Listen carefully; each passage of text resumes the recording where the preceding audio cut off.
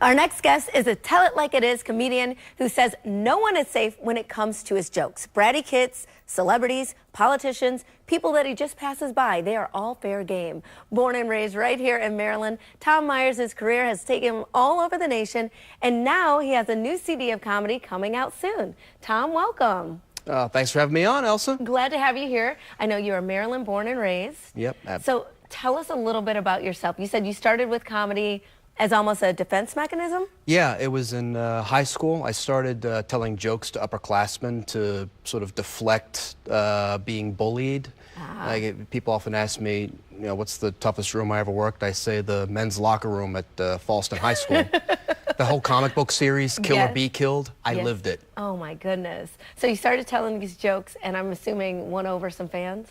Won over some fans, and thankfully the school does seal its disciplinary records, so I can neither confirm nor deny any trouble I've gotten into. Very good. Now, if you, as a comedian, you had to get your humor from somewhere. Are there any jokesters in your family or anybody that is, you know? Yeah, my dad's a big one. Okay. His favorite joke to all of us growing up was, "Kids, I love you."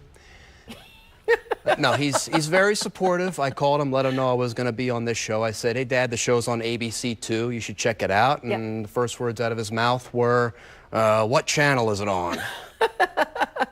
The 2. Yeah. Right. It's usually a good ending. Have gotten you into a little bit of trouble. Right. So why keep telling them? Not because it's my job.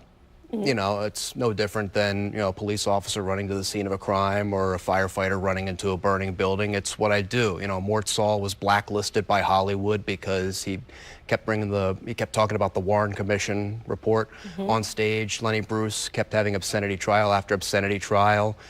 George Carlin's, one of his bits was taken to the United States Supreme Court. Wow. So, you know, I'm not really doing anything, different. You know, I'm not running for office or speaking to a church group. I'm telling jokes to people who, you know, exceeded the 2-drink minimum like 30 minutes before I got on stage. I mean, they know what they signed up for, right? Yep, Absolutely. That's what they get. So what are people signing up for if they get your newest CD, Make America Innate Again? They're pretty much getting, like you said, I cover all topics. If you're fans of, like, for example, if you're a fan of Donald Trump, I'll say some stuff on here that I'll joke about him. Likewise, I joke about stuff about the Democrats. I talk about, you know, current events, even my life on here. Even my cat's not safe. Your cat? No. Oh my goodness. That'll teach him to scratch my furniture. So everyone is fair game. Yep. So actually, the original title of that CD was supposed to be "Sit Down and Shut Up, You Morons." Yeah. But people thought that was a bit little much. aggressive? Yeah. Telling someone to sit down is a bit too strong. I almost clutched my proverbial curls just a second ago. I was like, my goodness. Well, we can't wait to listen to it. Where can we get this? It's available on my website, tommyers.us.